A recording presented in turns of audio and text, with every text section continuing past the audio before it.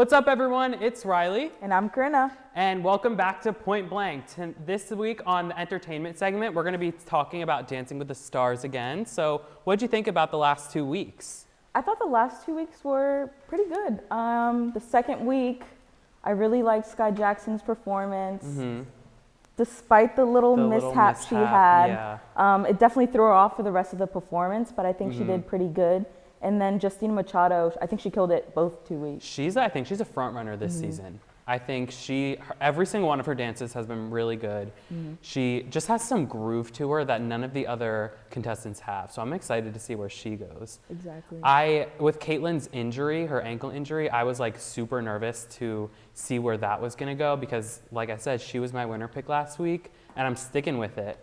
But her injury, I didn't know where that was going to take her, and she still got the highest scores of the night. And then last night, she did really good. So I think she's also a front runner. I think her and Justina might be top 2, top 3, whatever it is. For sure. What do you think about the eliminations? So Charles Oakley, I expected. I didn't think he was going to get far. He's older. He's like a basketball player. That's kind of somebody who does get eliminated first. Carole Baskin, that just made me sad. Yeah, I know we were talking about her. She was very entertaining. Dance-wise, I wouldn't say she was the best, but she was improving. She was really improving. I think her last night's dance, the Lion King dance, her costumes, first of all, were insane. Yeah, they were spectacular. They literally looked like actual lions. I don't know who did the makeup, but kudos to them. Getting a 3, week 3, that's rough. Yeah, and I thought it was pretty fitting. Like, she did the Lion King, she's Carole Baskin, so it's like you kind of expected it, and she was improving. So she was. As sad as I am for her, to get eliminated, I think that it probably was time, but we will miss the comedy show of it. Yes, the entertainment. So what do you think about Sky this week? I think that she definitely has an attitude problem. Yes, I think she does. Maybe it's because, she grew up on Disney. Yeah. She's 18. She's the youngest one.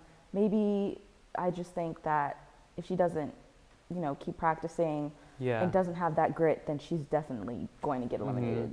And I know we said last week that her age came into her advantage, but I think her height is a big disadvantage for her. Yes. Like when we were talking about certain moves, you're supposed to extend your arm out this way, and she's all the way up here because she can't reach her partner, Yeah, and I know we were talking about for me, I'm short, so I can relate to that. But maybe they should have paired her up with someone a shorter a partner. Smaller. Yeah, I know. I don't know. I'm interested to see where that goes with her if she can work her way back up the leaderboard because she was on top week 1 and now she's towards the bottom. Sinking. So who's your pick to win next week? I think I want to say Caitlin just because I'm rooting for her, but Neve has been doing really well. So I think he might stay at the top of the leaderboard. Justina, Caitlin, I think those 3 are just going to rotate every week. I guess we're just going to have to wait and see for next week. Yes, we will. Yes, we will. With that being said, I know you've heard about Ellen. Yes. Did you hear her apology and see? I did. I watched it, and I accept it, if that's what you want to say. I think that things got a little bit out of hand with that whole situation. But like she said, she's a boss of, I think she said 250 people. She is a genuinely kind person, and her message is be kind to one another. I think she is a kind person. But she's human like everyone else. Everyone can have bad days. People can get stressed out, angry, sad. Just because she expresses these things like everyone else can, but because she's Ellen DeGeneres, I think that's what made it such a intense thing. Yeah, I grew up watching her. She was finding Dory, Dory, and I think she said it best that you shouldn't really brand yourself as being kind because it'll hurt your butt in the future. Exactly, exactly. I did see something, and I completely agree with it. If this was if a man was under fire for this, I think it would be a completely different story. Yeah, for sure. I think it wouldn't be as big of a thing. I think that they would just brush it under the rug. But because she's a woman, I think it's this whole thing she needs to do this and she should say this and she should be like this. And I don't know. I just don't like that. And the celebrities that she interviews, they seem to still side with her. So I don't think it probably wasn't that much of an issue. Yeah. But who knows? I know. But she's back. She apologized. We'll see where that goes. Yeah, with the virtual audience and everything. Right. And virtual guests too. Did you see Amy Schumer, I think it was literally on a TV screen? Yeah. It's definitely different I know. due to COVID and everything. But we'll see where that goes with her. Celebrity breakups happen every week. One of our most recent ones, Demi. Demi. Yep. Yes, Demi and Max. What do you think about that? I'm not gonna lie, I'm not surprised. No. I know they got together in March. Right. And I was like, okay, cool. And then I saw that they got engaged 2 months ago, and I was like, wow, that's really quick. But Yes, it is. I mean, it's over. I mean, it's pretty obvious. I think she said that he was embarrassing her, like on social media, like calling her, and he lied to the tabloids saying that Demi did it like over like social media. Yeah, like that he said he found out or something, and then it came out that he was lying about it. I don't know. I mean, if you start dating in March of 2020, get engaged 4 months later, you're destined to break up. It was the post-COVID, It must have quarantine been. love. Something got in there. Something got in their heads. Quarantine got to them. They got Oh, a it little bit definitely ahead of did. themselves. Way too ahead of themselves. I don't know. Are you surprised? No, I'm not. I don't know who her boyfriend is. Like, I've never seen anything that he's been on or whatever he does. I know she's had like mental problems in the past. So that's just like concerning, like if she's going through this difficult breakup. So I'm just like a little bit concerned for her. I agree. But I mean, I think she's a strong woman. I think she could make the best of this and really move forward from it. Yeah, and I know sources closest to her said that she's with family right now, trying to, deal with the breakup. She said that it was mutual, but the way Max was reacting, it doesn't seem that way. It doesn't seem like that way. I don't know. I guess we'll just have to wait and see. Yeah. But that's all we have for entertainment this week. We're going to send it off to Alyssa and Joe for fashion. Hello and welcome to Point Blank Fashion segment. My name is Dylan Lin. My name is Alyssa Hefner. As fall and chilly weather rolls around campus, we're going to talk about some ways to stay cute, cozy, and comfy as you go to class. Some simple hairstyles for rainy, lazy days are like the hair claws. They're very 90ish. They're coming back, and I love it. Just to wake up, just throw your hair in a claw. It's just great.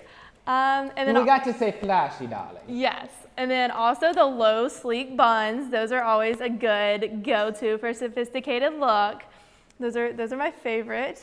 Yes, I think if we stay with leggings during this time, I think it's going to be great.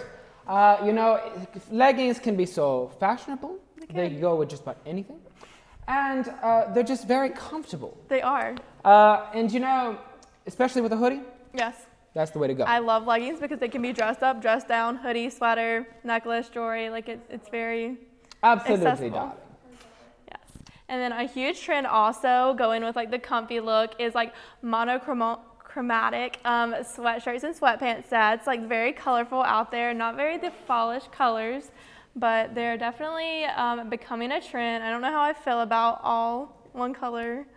Well, darling, I think you got to change it up once in a while. Yes. Especially for fall coming around, you don't want to stay all one color. No. You want to, stay classy. Keep up with the look. Keep it to the fashion. You got to change it up. Especially, since fall season is now upon us. I think, going with the jean look, going with the flannel shirts, the nice sweatshirts. Darling, I think it's going to be great. It's going to be a great season. Especially for the fashion world, I think many great things will come about.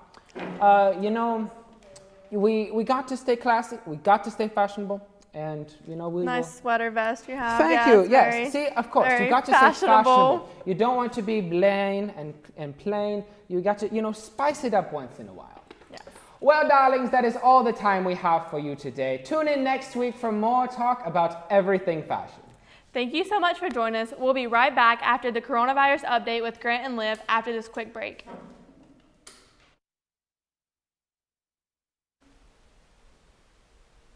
And welcome back to another edition of the Point Blank Coronavirus Update. I'm Grant Hines. And I'm Liv Rugg, and we are here to update you on all things coronavirus, national, local, and even right here on campus. And for the past weekend was particularly interesting because campus at HPU organized their very first ever virtual family weekend. That is right, Liv. And my favorite part of the weekend was that parents didn't have to come this time, which was great. And even though I missed all the virtual events, I can't wait to talk about them. But as always, let's get to the numbers first. As of today, in the U.S., we have around 7.21 million cases, resulting in 206,000 deaths. More locally here in North Carolina, we have 209,000 cases resulting in around 3,511 deaths. And right here on HBU's campus, active cases have dropped from 129 to just 37 today, Liv. Wow. That's excellent. Since our last episode a week ago. And that equates to about less than 1% of the student population here on campus. I am so excited about that. And one other thing I want to mention is that unfortunately the world reached 1 million deaths this past weekend, I believe. And that was really shocking to me. How do you feel about that? That is really shocking and devastating for so many people in this world.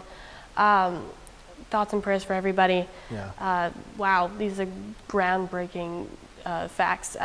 Wow. Yeah, it really didn't. I don't really think when the numbers were in the thousands, deaths didn't really hit me that hard. But like once it hit 1 million, when was it hits just that so extra bold. zero on the end, it's Yeah. like wow, things have changed. But Yeah.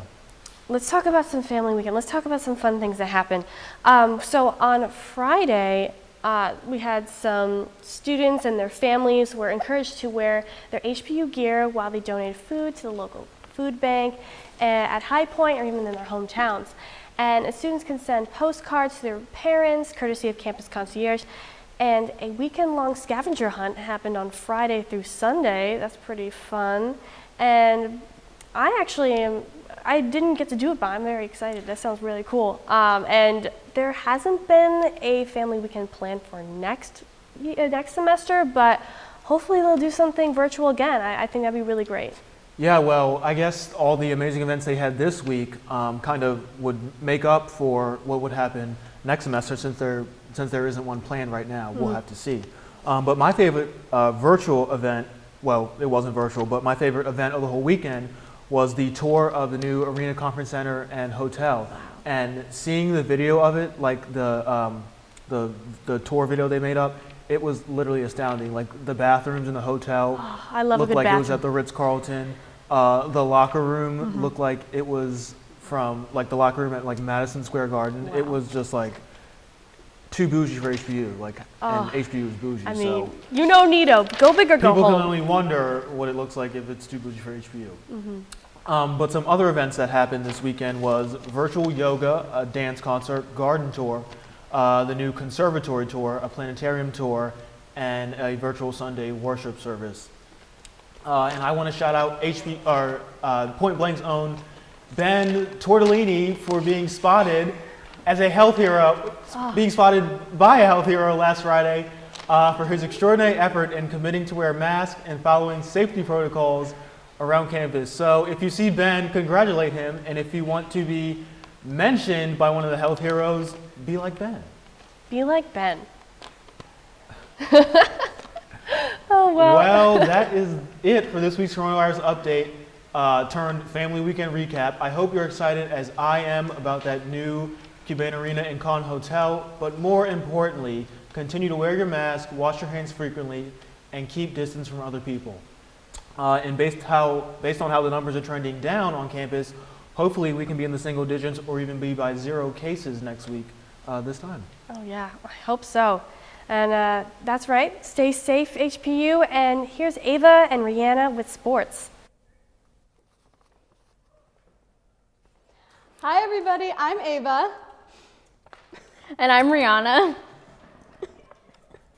All right, so sorry everybody, but so today we're going to be talking about the Stanley Cup Finals. So Ava, the Stars and Lightning. So you know, before Game we get 6. Game 6, yes, before we get into like all the other games and like players to watch, I have to say I was a little bit disappointed that I didn't see like a closer game, just because the Stars have prevented the Lightning from winning the Cup since 2004, and yesterday the Lightning won 2-0. I mean, I was kind of expecting more of a little bit like of a fight and a matchup. I know, I feel like the Stars did not pull out all the stops that they had. I feel like they Definitely. had so much more fight in them, but they just didn't actually use any of it. Right. And they could have shown up and really gave a good game for everyone to watch, but no one really got to see that kind of matchup like we saw in the previous 2 games. Yeah, I mean, did you think that they were going to go to Game 7? I honestly did. I Yeah. was very, very excited for Game 7 because of the previous 2 games. I mean, Right. they both went into overtimes. They were both very, very intense games. Yeah. And we really wanted to see another super intense game like that, but just in a Game 7, or if it did end at Game 6, make it so that it was super exciting and not Right. a 2-0 score.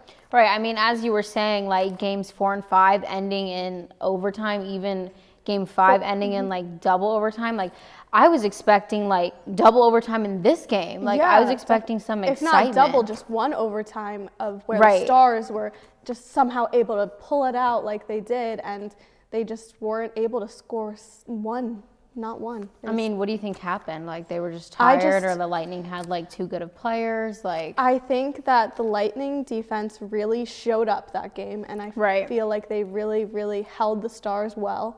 And especially like the Lightning's offense too. Yeah. Like I'm pretty sure Nikita Kucherov and Braden Point and Andre 2 Palat, amazing like, fo- 3 amazing exactly. forwards, Like I mean, incredible forwards. they're incredible. Like they're unstoppable. Like that is the Three Musketeers right there. It I mean, it's is. hard to beat them. And it's also super exciting for the Lightning because the last cup they were in was in 2004. Right. So they really, really, really wanted to showcase and show that they were there to play and they were there to win. I mean, when you're like that close to something, I mean, it's almost like you can like taste it. Yeah. You know what I mean? Like Absolutely. the excitement is there. Like they wanted it. You could tell that they wanted it. And the Dallas Stars just couldn't pull it out. Right. Couldn't do anything about it. Yeah. No, I feel that. Okay, in other news, we have a lot of fun baseball coming up now with the postseason and the playoffs coming up, which is super excited. That started today with the Astros and the Twins playing, and then the Yankees and the Cleveland Indians, the Blue Jays and the Rays, and then the White Sox against the Oakland A's. So 4 very exciting games just today, and the Astros actually got a win today, 4-1 against the Twins, because I believe it was because of the shortstop Planko on a routine ground ball, which could have been the last out of the top of the 9th to seal in 1-0. Yeah. But then Astros come back from that because of the error there, and they won 4-1 and scored those next 3 all in that inning. It's insane how like one mistake can literally cost you the entire game. Like that's just And insane that to could me. be the game that they needed to push them to the next level, and they could have just lost that completely. Yeah. Who do you think that like, I mean, just like looking at it today based off of games, like who are you assuming is going to go like far? I think the Rays have a good chance. I was going to say the Rays too. The Rays like, definitely I have a saw a good lot of chance. improvement this season from like last season. Definitely. I really feel like they're working more as a team and to like together. And I Their really feel like infield they're going to is go far. very strong. Yeah. They have a very, very strong infield that can really take them far, I think. I agree. And then honestly, I was kind of shocked about the Oakland A's. I'm kind of pulling for them. I want them to like go an underrated team to come up. Yes, exactly. no, You I know, totally understand. The Yankees are great and awesome, and Aaron Judge and whatever, but like the A's, they don't have that like that star leader that the Yankees have, where it's like, oh yeah, he's gonna hit a bunch of home runs and like really like showcase himself in the games. Yeah. But I really think the A's can get some power behind their swings and get that. Yeah. If they get their outfield stronger, they can really get it done, I think. No, I totally agree. I mean, I kind of think that this is the year for underrated teams. Absolutely. I mean, especially like in the NFL with like just last weekend, the Eagles and the Bengals tying. Like, what? Okay, as a Philly fan myself, I was mad about this Yeah, I game. mean, how did you like even feel about that? Like, It honestly feels like a loss. Like it Right. feels like a loss to have a tie because you can't have the excitement of, oh yeah, like we won, we beat the Bengals. Right. But it's like, okay, well we didn't physically lose. right, but you didn't win. Exactly. Yeah. So it almost feels like a loss because it wasn't a win. Right. And we need a win. Yeah, no, I get it. And like just the weekend before, like the Saints losing to the Raiders, another like Another underrated shocking. team. Yeah. It is the year of underrated teams. It definitely is. But like, hey, the Chiefs beat the Ravens. Like the Ravens thought that they were going to come in here and just take everything because they were so close last year. But then the Chiefs came in and were like, not today. I think they were too cocky. I think they were too excited. They were like, Definitely. oh, the I Chiefs, agree. we got this. Like, okay, Right. Patrick Mahomes. But no. Like they did, like, hello, they almost made it to the Super Bowl too. Like, I mean, they were very close. Yeah. Speaking of Patrick Mahomes, did you see his pregnancy? His I fiance is didn't. pregnant. Oh my gosh. Everyone keep an didn't. eye out for that. Well, that's all the time we have for today. Thank you for joining us tonight and tune in next week for more. Have a good night.